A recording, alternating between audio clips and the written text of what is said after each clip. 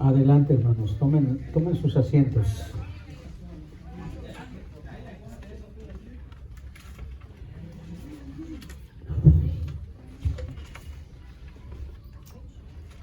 Vamos a abrir nuestras Biblias, hermanos, a la segunda carta del apóstol San Pablo a los Corintios, en el capítulo 5, y vamos a leer un solo versículo que puede darnos al menos para un par de semanas quizá de poder hablar sobre él, porque creo que es algo importante y, como le dije, es quizá de las enseñanzas más alentadoras que me gusta a mí explorar. Segunda a los Corintios capítulo 5 versículo 10, seguramente usted ha escuchado ese texto de la Escritura. Dice en el versículo 10: pues es necesario que todos nosotros comparezcamos ante el tribunal de Cristo, para que cada uno reciba según lo que haya hecho por medio del cuerpo, sea bueno o sea malo. Vamos a tener quizá un par de lecciones sobre este texto, que obviamente al solo leerlo sabemos que Pablo está refiriéndose aquí sobre el tribunal de Cristo. Le vamos a dar el énfasis de hacer una mirada futura a las recompensas eternas. A las recompensas eternas. Hace unos 2 semanas atrás volví a ver una de mis películas favoritas, que es la película de El Gladiador. Gladiators en inglés, ¿verdad?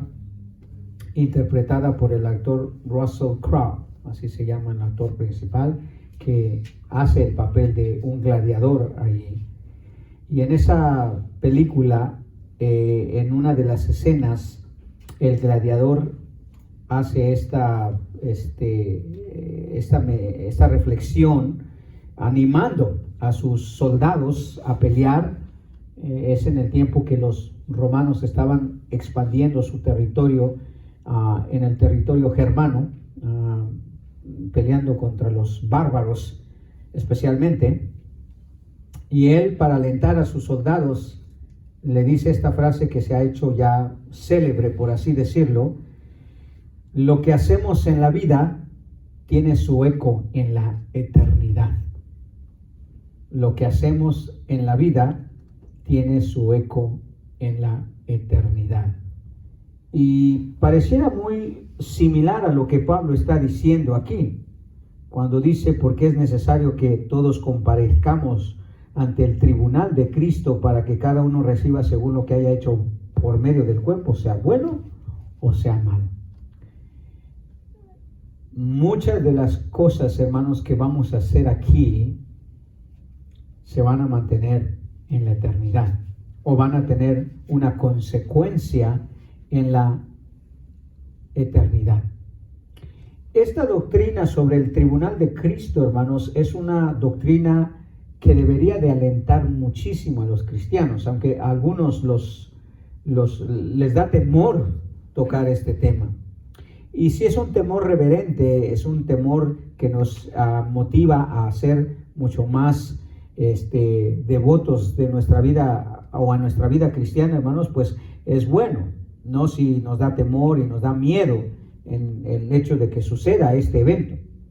Pero el tribunal de Cristo, hermanos, es un tema muy, muy alentador. No debe de provocar en nosotros nada más que motivación.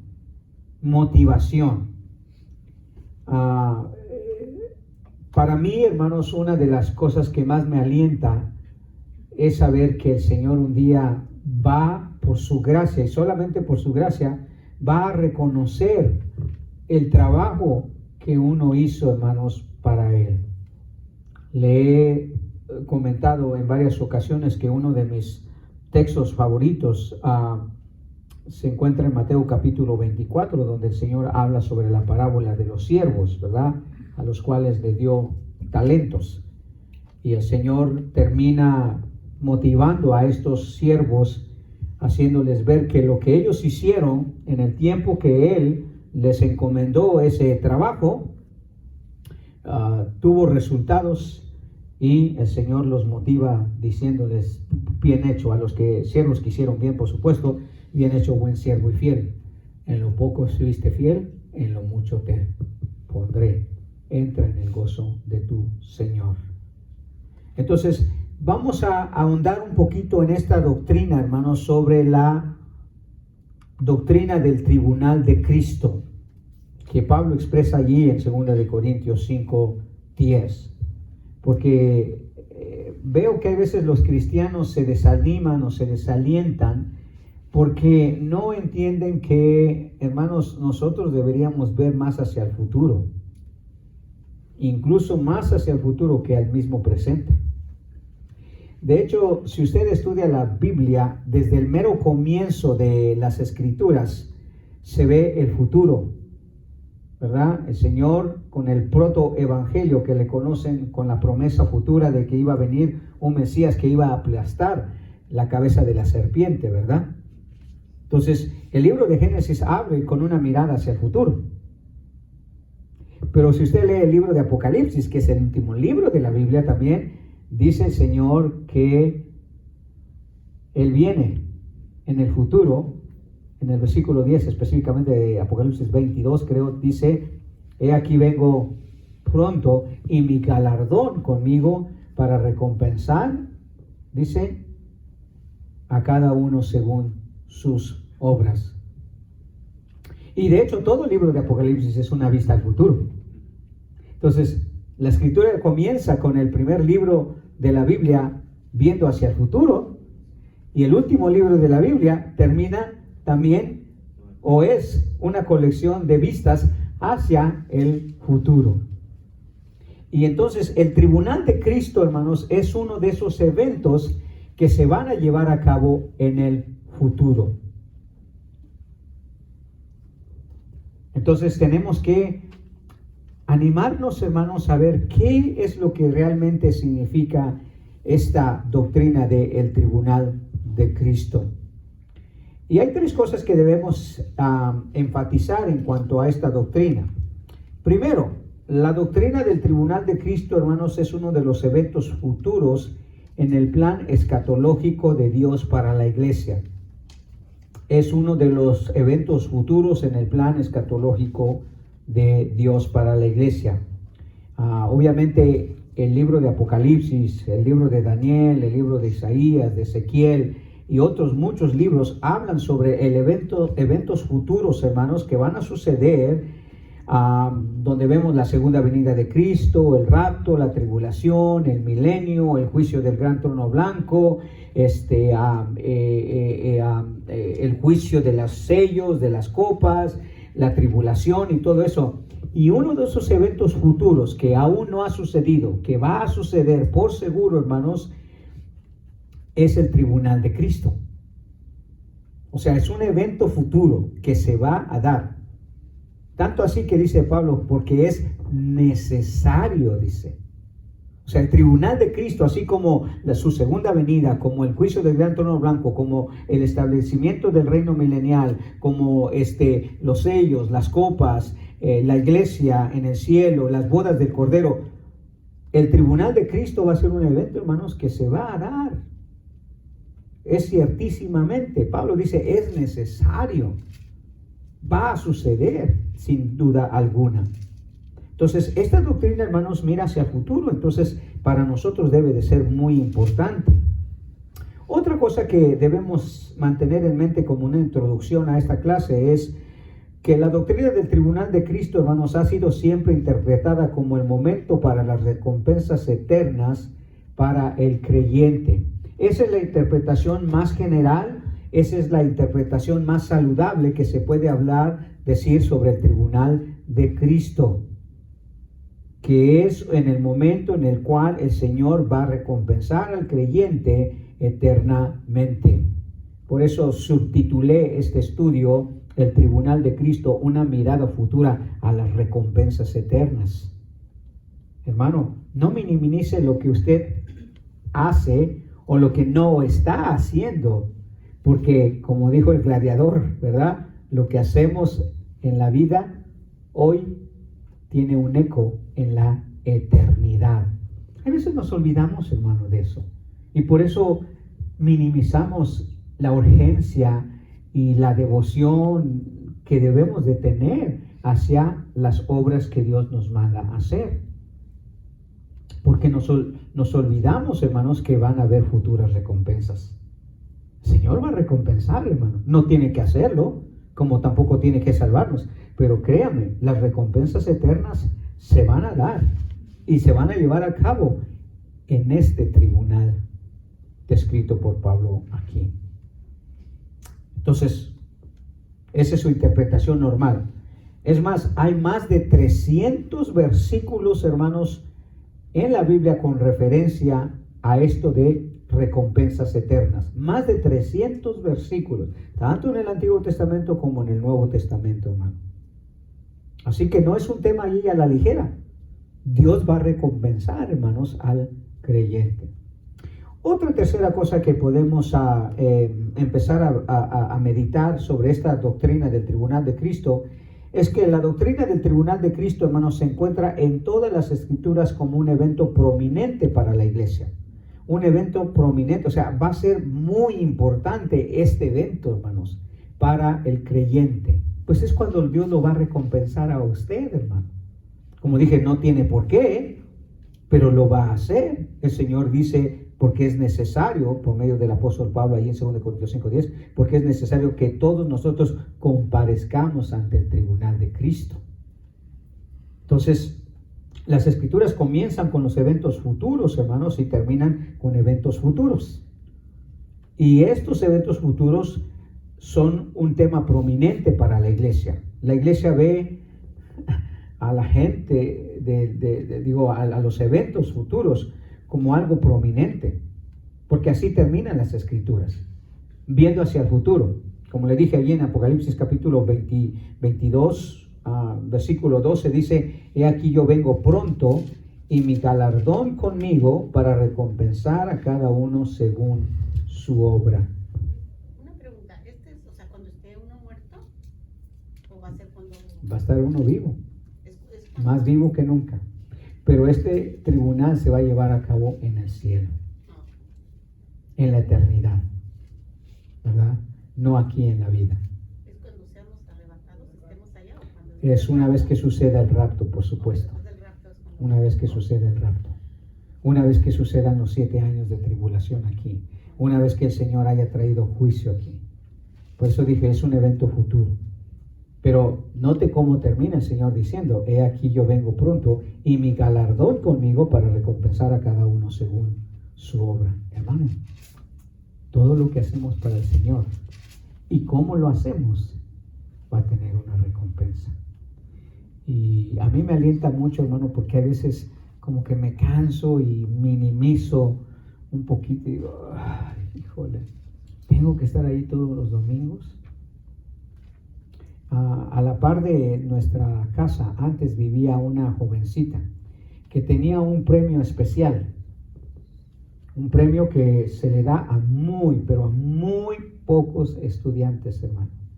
Y es un premio que reconoce, o que reconocía a esta muchacha como una de las 2 solamente estudiantes en todo, creo que Orange County, hermanos, que nunca había faltado a una sola clase, nunca. No sé cómo se llama ese reconocimiento, sé que tiene un nombre, el reconocimiento. En los 4 años de bachillerato, hermano, ella nunca, ni una sola vez, hermano, falló a una clase, nunca. Y tenía ese reconocimiento allá en su casa. Y a mí me quedé admirado, hermano. Me quedé sumamente admirado, porque dije, ¿cómo esta jovencita, hermanos, tuvo la capacidad y la decisión y la determinación de nunca faltar a sus clases. Y hubo su recompensa. Es de las pocas que puede enseñar una recompensa como esas, o un reconocimiento como esos. Y dijo, me sirve de aliento a mí porque a veces yo pienso, ay, otra vez la iglesia, y otra vez tengo que ir, y ahora, no, hermanos. Imagina que si el Señor recompensara la asistencia a la iglesia, si el Señor recompensara, que dicho sea de paso, vamos a ver qué clases de reconocimientos van a dar, o en qué se va a estar basado ese reconocimiento. ¿Será en el venir a la iglesia? ¿Será en el dar las ofrendas? ¿O cuáles obras son las que Dios va a recompensar? Pero no nos adelantemos, ya vamos a llegar en un momentito a eso. Entonces, esta doctrina, hermanos, es un evento prominente para la iglesia. Y me extraña que a veces dejamos por un lado el hecho de motivarnos a saber que el Señor nos va a recompensar, hermano. Eso es lo que dice Pablo, ¿verdad? Es lo que dice Pablo, para que cada uno recibe según lo que haya hecho mientras estaba en el cuerpo. Y fíjese que bien, vamos a entender eso que dice ahí, ¿verdad? Sea bueno o sea malo. ¿A poco el Señor nos va a recompensar por algo malo? Bueno, lo vamos a investigar a fondo. Pero por lo pronto entienda una cosa, todas las cosas que hacemos para el Señor van a ser recompensadas, ¿ok? Van a ser recompensadas. Ahora, déjenme compartirle en esta introducción de este tema algunas razones por las cuales no se toma en serio esta doctrina en la iglesia. ¿Cuándo fue la última vez que escuchó usted una enseñanza sobre el tribunal de Cristo? Yo creo que en mis 22 años que tengo aquí, pues nunca había enseñado de eso. Sin embargo, sé que lo he insinuado de alguna u otra manera. Pero sobre este tema en particular, el tribunal de Cristo, lo he mencionado, por supuesto, muchas veces. Incluso le he explicado. Dicho sea de paso, descubrí que siempre tuvo un error en la manera que presentaba ese evento, esa doctrina. Ya le voy a comentar acerca del error que yo he tenido por 22 años pensando en este tema del tribunal de Cristo, que es muy importante que lo aclare porque siempre pensé que era de una manera y realmente o era una cosa y no era así, al menos ahora que lo he estudiado un poquito más a fondo, o que lo estoy estudiando un poquito más a fondo. Ahora, entonces, ¿cuáles son las razones por las cuales no se toma en serio esta doctrina? La primera es que existe una gran confusión acerca del tema. Muy pocos hermanos conocen la escatología y hermanos, donde hay confusión, Satanás siembra desánimo. Porque si usted dice, ¿para qué vale la pena? ¿O para qué hago tanto? ¿Para qué doy tanto? ¿Para qué voy tanto? ¿Para qué me esfuerzo tanto?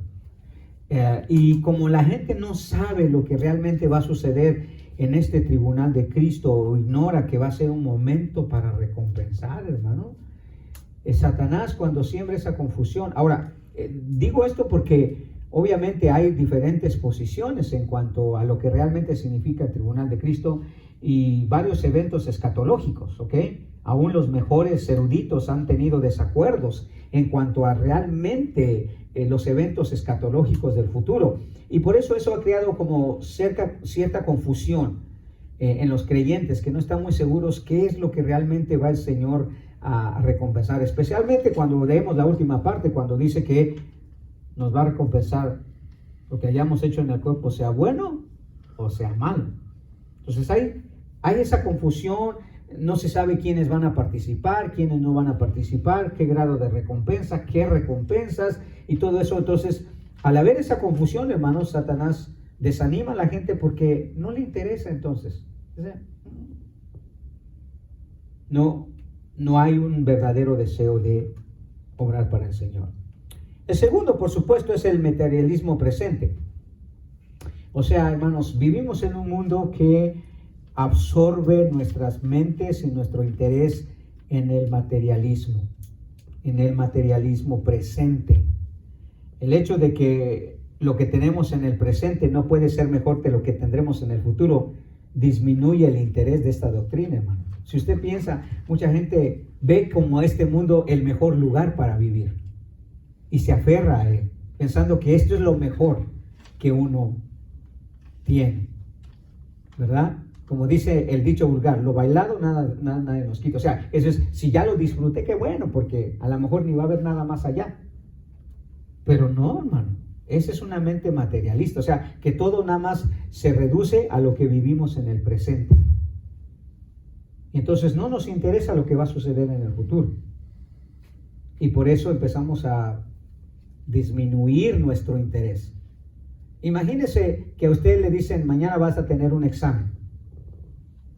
Y si usted no es consciente de la responsabilidad que tiene para ese examen, ¿qué va a pasar? No va a pasar la prueba. No va a llegar con el interés necesario a esa prueba. Y obviamente eso puede afectar la manera en que usted vea su vida presente. Y muchos cristianos viven así, hermano. Vivimos a veces como pensando que esto es lo mejor que nos puede pasar aquí. Lo que nos pase aquí, especialmente hablando de lo bueno o de lo material, es lo mejor. Y hermanos, está muy lejos de ser lo mejor, pero increíblemente lejos. Pero la mente material, obviamente, así lo ve. Prefiere ver el presente antes que el futuro. Y por eso no hay interés en tomar en serio esta doctrina escatológica, la del tribunal de Cristo. Otra razón sería la ignorancia bíblica sobre el tema. Hermanos, la realidad es que nuestro mundo hispano, hermanos, la gente sufre, como podríamos decir, de analfabetismo bíblico. Casi no sabe nada de la Biblia, hermano. Casi no sabe nada de la Biblia. Claro, primero porque no se mete de lleno a estudiar, y no estoy diciendo a nivel pastoral, no, simplemente a leerla constantemente, estudiarla, subrayarla, examinarla y todo eso. Pero hay una ignorancia bíblica sobre el tema. O sea, muy pocos saben sobre el tema. Y cuando uno no sabe sobre cierto tema, hermanos, eso crea incredulidad sobre las recompensas eternas. No creemos que existen, hermano. No creemos que existe. Pero si a mí una cosa me ha mantenido firme, hermano, haciendo lo que yo hago, es que sé que algún día el Señor nos va a recompensar. ¿Por qué cree que mi versículo favorito es: bien hecho, buen siervo y fiel? En lo poco has sido fiel, en lo mucho te pondré. Quizás nunca llegue a tener más de 5 o 10 pelones aquí, pero ya se me quitó esa idea completamente de mi cabeza. Para mí ahora mi motivación suprema es que el Señor algún día va a recompensar, hermano. Va a recompensar. Y lo dice la Biblia claramente. Pero como hay ignorancia sobre eso, crea incredulidad. Entonces no hay interés. Pensamos que no vale la pena el esfuerzo, pues. Porque creemos que no hay nada. No hay nada que lo va a recompensar. Como le decía ¿a quién le decía? Sí, creo que a los estudiantes el jueves, le decía yo, hay veces, hermanos, no nos damos cuenta que, no, fue aquí que le decía, no, aquí en el estudio bíblico, ¿verdad? Nosotros no hacemos nada en sí. O sea, ¿qué le motiva a usted a venir aquí a la iglesia? ¿Para recibir qué? Nada. No le voy a pagar yo a usted. Al contrario, usted va a tener que ofrendar para que salga algo para mí. Entonces, hay veces la idea de que no hay nada que va a recompensar lo que yo estoy haciendo, pues le quita el interés a usted de hacerlo, porque no piensa que su fidelidad va a ser recompensada, su esfuerzo va a ser recompensado. Entonces, la ignorancia bíblica. Y por último, obviamente la mente carnal de los creyentes. O sea, los placeres mundanos y el pecado hacen nulo el deseo de vivir la vida dedicada a Dios y esperar su recompensa. Estamos en una sociedad, hermanos, donde, como dije, creemos que esto es lo mejor que nos vamos a tener. Y por eso nos esforzamos, ¿verdad? Nos esforzamos, es más, mucho más por lo que podemos tener en el presente que por lo que podemos tener en el futuro. Yo le aseguro que a su trabajo usted no falla como falla aquí en la iglesia, ¿verdad? O yo le aseguro que sus intereses monetarios no están tan urgidos personalmente como los que son de la iglesia. Porque usted dice, ¿a poco voy a dar más a la iglesia que lo que para mi familia? Si es allí donde yo lo necesito. Porque si usted se olvida que algún día el Señor va a recompensar eso. esta mente carnal de los creyentes, hermanos, ignora completamente que Dios tiene un registro de nuestras obras, hermano. Tiene que creerlo, hermano. Tiene que creerlo. Hay un registro de sus obras y hay un Dios, hermanos, que no olvida el servicio abnegado de sus hijos. Como dije, miren lo que dice Apocalipsis 20:12. Apocalipsis 20:12. Y esto es simplemente para decirle que si hay un registro de obras, hermano, ¿verdad? No se crea usted que el Señor simplemente está dejando que pase en nuestra vida. Él está grabando todo, hermano. Grabando todo. Dice Apocalipsis 20:12, ¿verdad? Dice, y vi a los muertos, ¿estamos ahí? Y vi a los muertos grandes y pequeños y de pie ante Dios. Y los libros fueron abiertos. Y otro libro fue abierto. Adivine de cuál es el otro libro. El libro de la vida, o sea, de lo que registra nuestra vida, hermano. Y dice, y fueron juzgados los muertos por las cosas que estaban escritas en los libros, según que dice, sus obras. Hay un registro, hermano. Me impresiona porque incluso Hollywood hizo una burla de esto, ¿verdad? En el buen sentido, digo, en una película que se llamó ¿cómo se llamó? El maravilloso Dios, God Almighty, ¿verdad? Y allí el actor de color, William Freedom se llama, o Nelson Freedom, es un morenito él, hizo el papel de Dios. Y Jim Carrey, un gran cómico de aquí, un actor cómico, Jim Carrey hizo el papel de un supuesto creyente en Dios. Y llega un momento en la escena en que Dios le dice, no, si yo sé exactamente todo lo que tú has hecho, cada palabra que has dicho, dice, demuéstramelo. Y entonces, de repente, Dios, o el morenito de la película, le abre una gaveta con un archivo que se extiende millas y millas. Y me dice, ahí está todo lo que tú has vivido. Y se queda impresionado ahí, según el hombre, porque había un registro de cada palabra, de cada cosa que él había hecho. Y por eso se llama God Almighty, se llama en la película, Dios todo grande, todopoderoso. Pero porque aquí dice que hay un registro, hermanos. Y luego en Hebreos capítulo 6, versículo 10, note lo que nos recuerda el escritor de Hebreos 6:10. Miren lo que dice. ¿Alguien ya lo puede leer? La hermana Catalina, con su voz angelical. Dice, porque Dios no es injusto. ¿Por qué se ríe, hermano Chuy? ¿Su hermano no tiene voz angelical? ¿Sí? Amén. Ok, perdón por la interrupción. Okay, adelante. Dice, porque Dios no es injusto para olvidar vuestra obra y el trabajo de amor. No, perdón. Porque Dios no es injusto para olvidar nuestra obra y el trabajo de Vuestra. amor que habéis mostrado hacia su nombre, habiendo servido a los santos y sirviéndoles aún. Esto es muy alentador, hermano. Muy alentador para mí. No sé si para usted. No se ha olvidado nada de lo que usted hace para que otros estén bien espiritualmente. Nada. Dice, y Dios no es injusto para olvidar su obra y su, ¿qué dice? Y su trabajo. Erguemos, que es la palabra, es aquello que hacemos esforzadamente, con un gran esfuerzo, que habéis mostrado hacia su nombre, porque lo hacemos para el Señor, pero dice, habiendo servido a los santos y sirviéndole a una. ¿Quiénes son los santos? San Pablo, San Jesús, San Xomara, ¿verdad? Santa Catalinita, San Alex, ¿verdad? Entonces, San Francisco. San Francisco. San Chico, San Chico.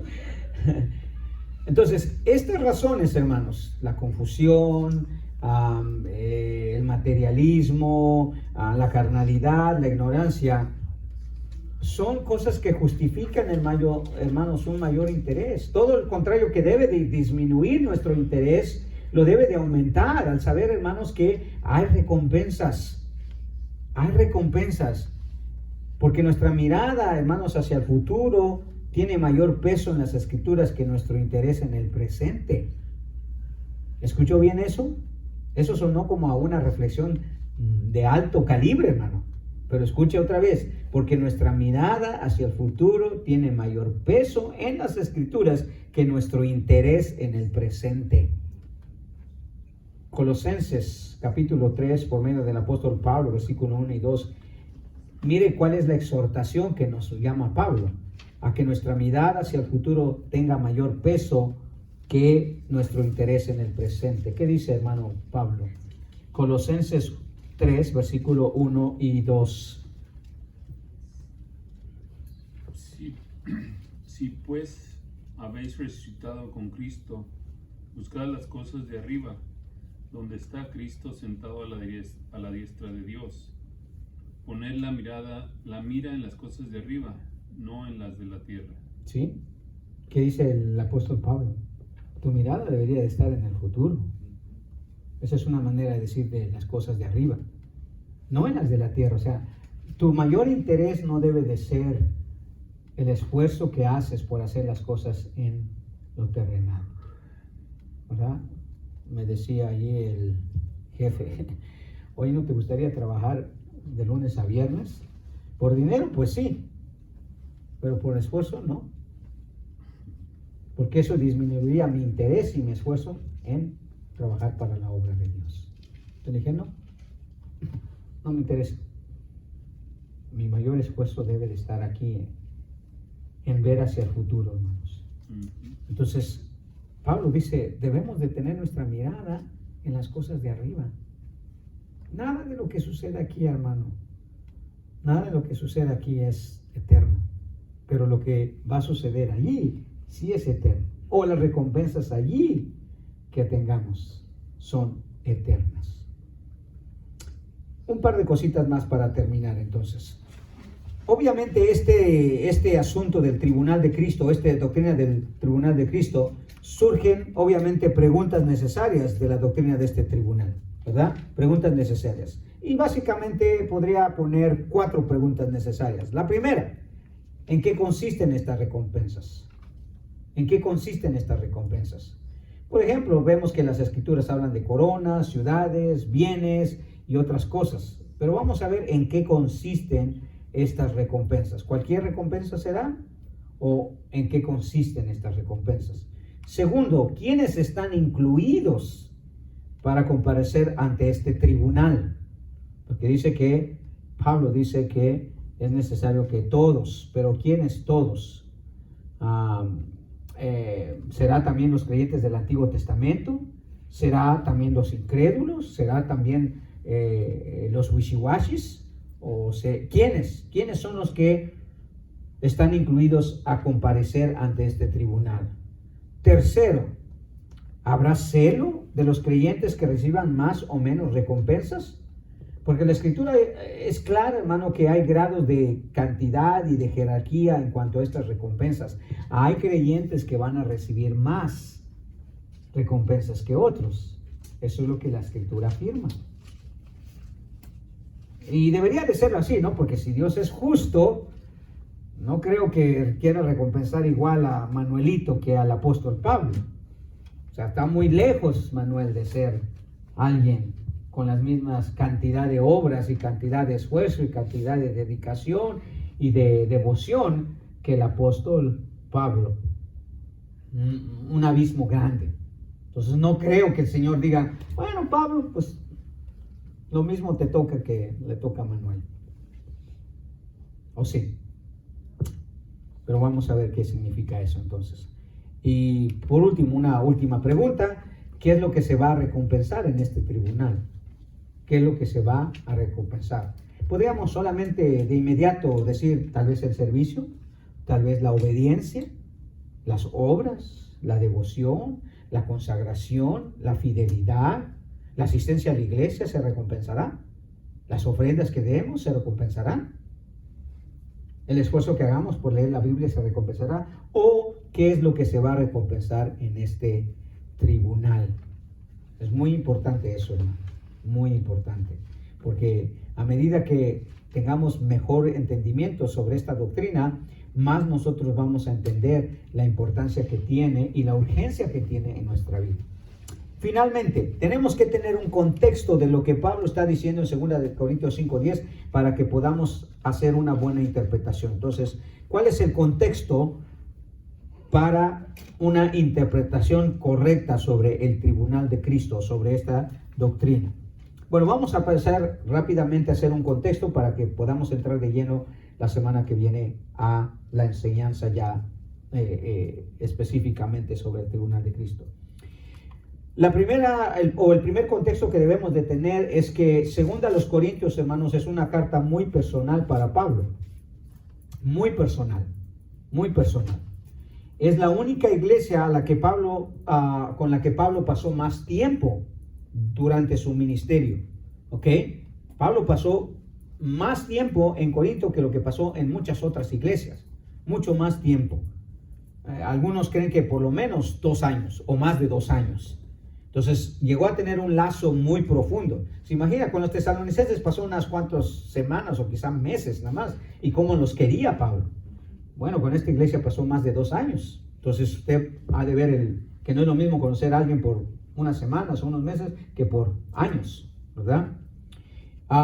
Y no solo eso, les escribió inclusive hasta 3 cartas, porque se cree que fueron 3 cartas las que Pablo envió a Corinto, no 2. Una está extraviada, se extravió según dicen los eruditos, ¿verdad? Pero si fue así, pues le escribió 3 cartas. A ninguna otra iglesia le escribió Pablo 3 cartas. Solo a los corintios. Entonces, 2 Corintios es una carta muy personal para Pablo. Los quería mucho, los apreciaba mucho, pero también tenía ciertas dificultades con ellos. Otro contexto que debemos de mantener en mente para poder interpretar 2 Corintios 5:10 sobre el tribunal de Cristo es que la iglesia de Corinto estaba infestada con falsos maestros, falsos hermanos, que enseñaban y recibían doctrinas erradas. Posiblemente una de ellas era sobre el tribunal de Cristo, y por eso Pablo ve necesario enseñar de eso, porque había mucha gente que estaba enseñando cosas que no eran correctas, no solamente en cuanto a las lenguas, en cuanto a las profecías, en cuanto al amor, en cuanto a los dones y cosas así, sino también posiblemente una de esas falsas enseñanzas era sobre el tribunal de Cristo. Entonces hay que mantener eso en mente, porque Pablo toca ese tema aquí en 2 Corintios y en ninguna otra más de sus cartas, aunque la implicación de esa idea de recompensar a los creyentes está en todas las escrituras. ¿Ok? Pero el tema del tribunal de Cristo solo se encuentra aquí. Y por último, muchos de los corintios estaban cuestionando el apostolado de Pablo, hermano. Y eso es importante entenderlo. Decían que Pablo los ministraba solamente por su dinero, que deseaba fama, que deseaba aceptación. Y eso es importante entenderlo, porque entonces Pablo dice, o sea, si yo estoy aquí por dinero, entonces no me estoy concentrando en las recompensas eternas, sino en las temporales. Y para mí esas no son las más importantes, son las eternas. Entonces por eso quizá escribió 2 Corintios, para decirle a los corintios, no, miren, la realidad es que para mí las recompensas eternas son las que yo estoy buscando, no lo que me paguen ustedes o lo que me den ustedes. Porque acuérdense, la iglesia de los corintios era una de las iglesias más ricas. Eran gente con mucho dinero. Y posiblemente los creyentes de Corinto pensaban que Pablo estaba ahí por dinero, ¿verdad? Pero si eso es una recompensa temporal, ¿qué interés Pablo tendría de escribir algo que tiene mayor interés eterno? Y esa precisamente sería la razón porque los corintios en alguna manera no captaron bien, la esencia o la naturaleza de la misión de Pablo. Claro, por eso cuestionaban su apostolado, porque cuestionaban el apostolado de Pablo porque pensaban que Pablo buscaba más la recompensa temporal Y al escribir 2 Corintios 5:10, obviamente Pablo estaba refutando, diciendo, no, a mí lo que me interesa es las recompensas eternas, porque vamos a dar cuentas al Señor y el Señor va a recompensar en lo eterno. Entonces, no creo que yo estoy buscando sus cosas temporales o su dinero temporal. Ahora, entonces, eso nos deja claramente dos cosas que podemos resumir en cuanto a este contexto que estamos viendo. Que Pablo presenta una defensa de su ministerio y que su ministerio era auténtico, que su ministerio le había causado mucho sufrimiento. Ello era temporal. O sea, todo lo que Pablo está diciendo que le había causado el ministerio era temporal, tal como lo dice en el versículo 5, 1 al 5. Entonces Pablo pensaba en la resurrección, donde vamos a estar en la presencia de Dios, porque note cómo comienza el contexto de ese versículo 10, ¿ok? Dice Pablo, porque sabemos que si nuestra casa terrenal, esta tienda temporal, se deshace, tenemos un edificio de parte de Dios, una casa no hecha de manos, eterna en los cielos. Pues esta tienda o este tabernáculo, gemimos deseando ser sobrevestidos de manera de nuestra habitación celestial. Y aunque habremos de ser desvestidos, no seremos hallados desnudos, porque los que estamos en esta tienda gemimos agobiados, porque no quisiéramos ser desvestidos, sino sobrevestidos, para que lo mortal sea absorbido por la vida. Pues el que nos hizo para esto mismo es Dios, quien nos ha dado la garantía del Espíritu, o las arras, como dice la Reina Valera. Entonces, Pablo está hablando sobre el hecho de que este tabernáculo, o sea, este cuerpo se va a terminar, ¿verdad? Él está viendo la resurrección como un hecho final, como un evento del futuro. Entonces, si nuestra verdadera presencia delante del Señor es eterna, no es tanto temporal, porque sí es cierto, estamos ante Dios y todo eso, pero nunca vamos a estar ante la presencia de Dios realmente hasta que estemos en la eternidad, cuando venga la resurrección, cuando estemos frente, ahora sí, delante de Dios. ¿Exactamente dónde? Precisamente en esto, en el tribunal de Cristo. O sea que la presencia verdadera del creyente ante Cristo va a ser precisamente en ese momento, porque esta habitación se va a deshacer, esta va a quedarse aquí, esta es solamente temporal. Entonces, este es el pensamiento que llevaba a Pablo a pensar que tenía que vivir una vida agradable a Cristo, porque tenía que comparecer ante Cristo. Era cuando él iba realmente a estar en la presencia de Cristo, tal como dice el versículo 10, porque es necesario que todos comparezcamos ante el tribunal de Cristo. Vamos a tener que comparecer. Es interesante porque la palabra comparecer viene del griego phanore, y es interesante porque esa palabra significa básicamente tres cosas: manifestar, aparecer o ser trasladado a. Ahora, en todos los versículos que Pablo usa esta misma palabra, la idea principal es ser trasladado. O sea, nosotros vamos a comparecer, o sea, a ser trasladados a la misma presencia de Cristo. ¿Para qué? Para ser recompensados. Para ser recompensados. ¿Dónde? En el tribunal de Cristo. En el tribunal de Cristo. Ahora, note que dice que es el tribunal de Cristo, no el tribunal de Dios. Es el tribunal de Cristo, que es que nosotros, hermanos, vamos a tener que llevar a cabo una comparecencia. La idea principal es que vamos a ser trasladados, que eso es lo que va a suceder. Vamos a dejar nuestro cuerpo aquí terrenal y vamos a aparecer con cuerpos glorificados en la resurrección, con un solo propósito. ¿Cuál? Comparecer ante el tribunal de Cristo. Ser manifestados. Ahora, la idea principal de esta manifestación es que se revele quién realmente somos, qué realmente hicimos y por qué realmente lo hicimos. Y ahí es donde está el meollo del asunto, hermanos. ¿Okay? Ahí es donde está el meollo del asunto. Entonces Pablo nos vuelve a ver la idea tan importante que es que él quería dejar una enseñanza que animara a los creyentes a vivir una vida agradable a Dios. Por eso dice Pablo en el versículo 6, así que vivimos confiando siempre y comprendiendo que durante nuestra estancia en el cuerpo peregrinamos ausentes del Señor, porque andamos por fe, no por vista, pues confiamos y consideramos mejor estar ausentes del cuerpo y estar presentes delante del Señor. Por lo tanto, estemos presentes o ausentes, nuestro anhelo es serle, ¿qué dice? Agradable. agradable. ¿Por qué? Porque cuando comparezcamos, o sea, o cuando estemos manifestados delante del Señor, realmente vamos a poder ser evaluados verdaderamente por lo que somos. No por lo que decimos que somos, sino por lo que somos. Es en el tribunal de Cristo, hermanos, donde se va a revelar realmente si nos subimos aquí o aquí con la verdadera motivación. Si lo que dimos aquí fue con la verdadera motivación. O qué estuvo detrás de ello. Entonces, el tribunal de Cristo, hermanos, es un momento, pero digo, no nos debe de asustar, al contrario, nos debe de alentar. El Señor va a recompensarnos, hermano. Y usted se debe de animar. Eso es lo que debe de crear mayor motivación, mayor deseo de hacer, porque pareciera que no nos va a recompensar, o pareciera que no hay importancia en eso. Pero acuérdese, hermano, si usted no cree en la doctrina de las recompensas eternas, obviamente no va a tener interés, se va a desanimar, no va a haber esfuerzo que usted va a hacer para obviamente hacer lo que uno tiene que hacer. Amén. Amén. Así que usted y yo, hermanos, vamos a estar ante el tribunal de Cristo. ¿Y cómo vamos a ser recompensados?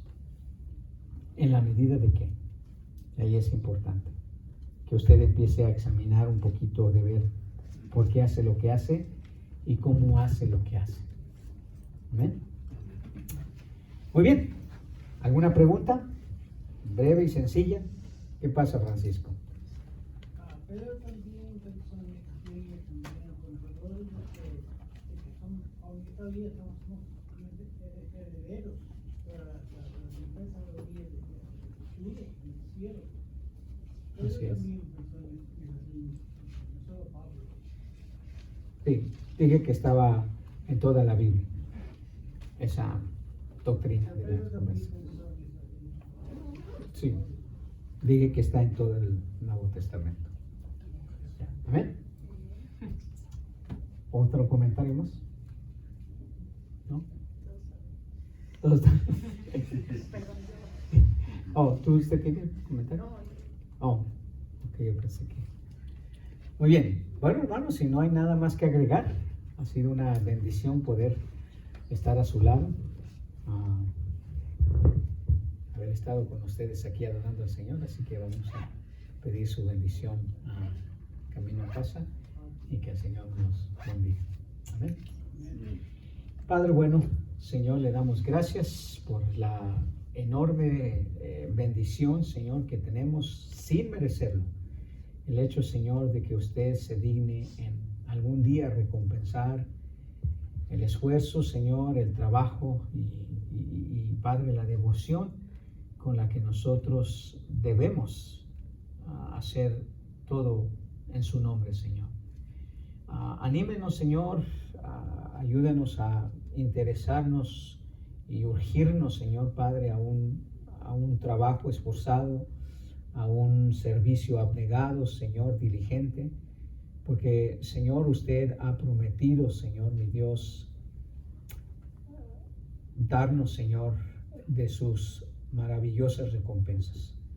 Que nuestro interés, Señor, en servirle hoy en el presente solamente tenga una motivación, y eso es poder serle agradables, como dice Pablo, Señor. Bendíganos, Señor, camino a casa. Gracias por este día que nos ha permitido meditar en tu palabra. Ayúdenos a enfrentar, Señor, las situaciones que vengan durante esta semana, Señor. Denos sabiduría, denos paz, Señor, y ayúdenos, Padre, a poder serle o ausentes o presentes con usted, serles agradables, Señor. Le rogamos, Señor, su bendición en el nombre de Cristo Jesús. Amén. Bendiciones, hermanos. Ha sido un gran privilegio estar aquí en la casa del Señor, juntamente con ustedes, y que el Señor los bendiga ricamente.